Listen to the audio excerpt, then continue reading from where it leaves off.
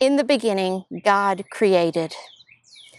In the beginning, God created the heavens and the earth. Now the earth was formless and empty, and darkness was over the face of the deep, and the Spirit of God was hovering over the darkness. If you've had an opportunity to watch the live stream of the service from this past Sunday, you may recognize these familiar verses from the Old Testament reading, which I read Sunday morning. It's, of course, the first verses of Genesis, the first verses of that sweeping account of creation. Those beautiful verses that tell us the story of day by day of the creation of the world. I won't read the entire passage again, but it's one of my favorite texts. I love the rhythm and the imagery. And every time I hear those verses, I am reminded of being back in seminary and taking Hebrew. We spent a full semester just on that one chapter. What I also remember is that second verse, the powerful imagery of God's Spirit hovering over chaos.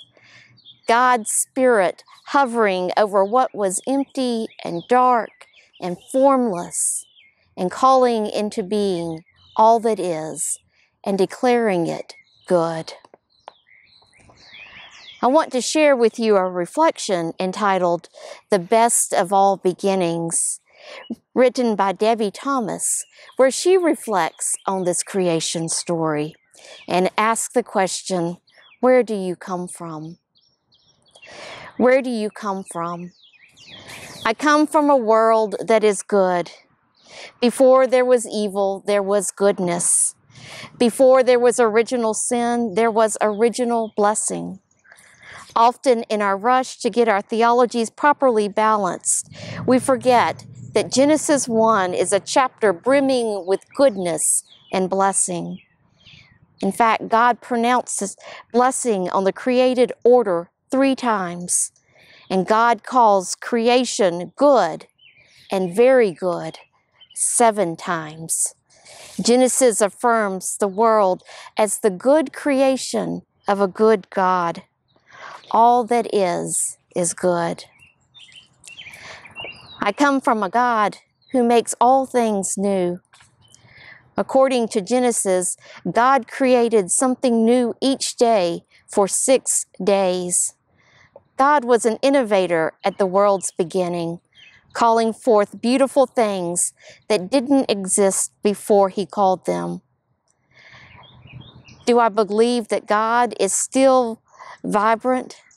God, whose creative work is ongoing. Frederick Buechner writes, using the same old material of earth, air, fire, and water, every 24 hours, God creates something new.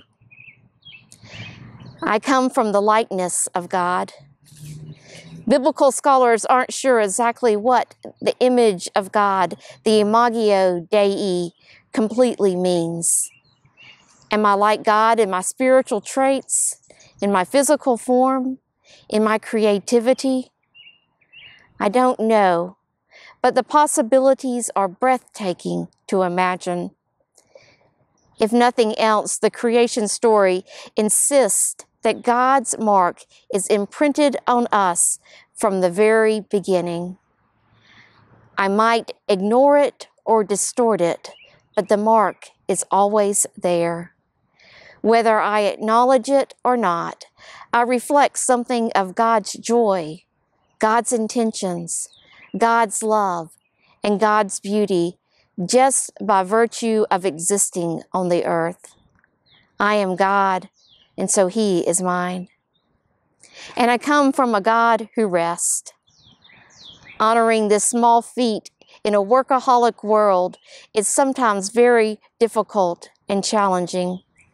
For many of us, the Sabbath doesn't come naturally. It's easy to forget about it, to resist it, sometimes to even fear it. But to remember that God rested is both to be startled and humbled.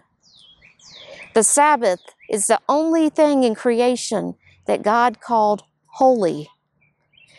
We might do well to pay attention to that. Where do we come from? We come from the best of beginnings. We come from a glorious Creator. We come from the loving heart of God. Remember today that you are loved. God bless you.